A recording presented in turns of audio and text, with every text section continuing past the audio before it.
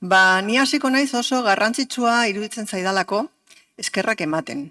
Donostiako herritarren postontziaren bidez aktiboki parte hartzeagatik. Beren komunikazioak eta konpromisoa funtsezkoak dira, baitira, udalkudeak eta hobetzeko eta beren beharrei eraginkortasunez erantzuteko. Txosteneko datuetan zentratuz argi dago pandemia ondoren herritarren postontzia oso zerbitzu erabilia dela.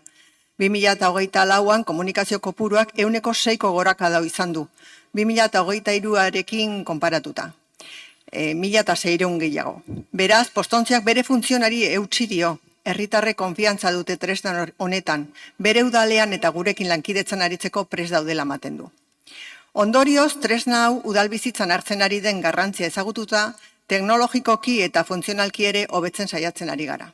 Bilera bat eta bi komunikazio idatziz gertatu dira, alkatetzatik estatu idazkariarekin, eta azken komunikazioaren arabera, lanean ari omen dira, hitzarmen proposamen bat bidaltzeko asmotan. Badakigu guztiok, lagapen hori erabat baldintzatuta dago da memoria demokratikoaren legeak ezartzen dituen helburuetara zuzendutako proiektu bati.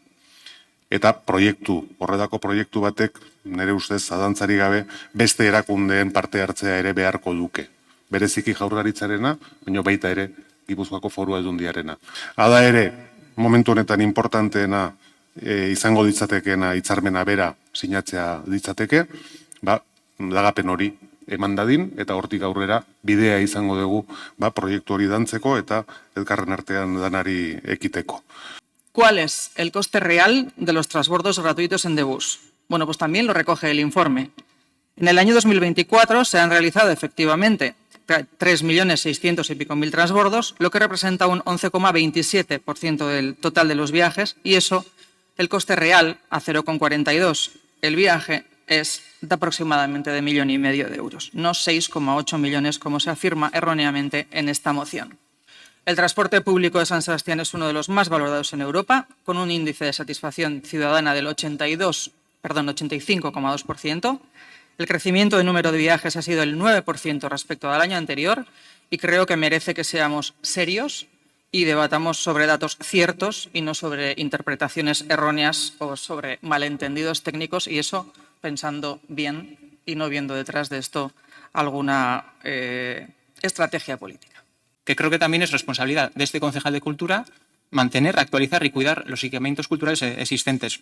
Ernest Amara, la Mediateca Amondrain en Martutene, proyectores para poder garantizar las proyecciones de cine, fachadas históricas en San Telmo, Victoria Eugenia, La Rochena en Inchaurrondo, el Museo de la Historia de Urgul, maquinaria como climatización, fondos para comprar patrimonio en Museo San Telmo, y actualmente estamos con Oquendo en Gros, con la Casa de Cultura de Loyola y la Biblioteca Central. Claro que queremos abrir nuevos equipamientos culturales, pero ostras, es que también tenemos una masa y una red importante en la que tenemos que cuidar y mantener. Y las inversiones, pues hay que racionarlas en el tiempo. Y la decisión que hemos tomado estos últimos años ha sido, vamos a cuidar aquello que existe y luego vamos a planificar las cosas nuevas. Premiak ere bageneuzkan hori aurre egiteko, eta hori izan da hartu dugun erabakia. Eta esan bezala, agintaldia geratzen zaigu oraindik, 2 urte geratzen zaizkigu laneako, aurten izango dugu dokumentu bat mahai gainean, oinarri majo bat izango da, eta hortik aurrera planifikatuko dugu. Bidebieta, Urume Ardatza eta Mendebaldea. Kontra esan handia iruditzen zait, mugikortasun jasangarria eskatu eta isuri gutxiko eremuaren kontra agertu. Bueno, dentro de las principales actuaciones que recoge este PEMUS y que ya están en marcha, quiero destacar en primer lugar el impulso de la movilidad activa. Estamos ampliando y mejorando la red de Bidegorris con proyectos de conexión interna y externa que facilitarán el uso de la bicicleta como medio de transporte diario. Además, se está desarrollando el nuevo Plan Integral de la Bicicleta que organizará y reforzará esta apuesta.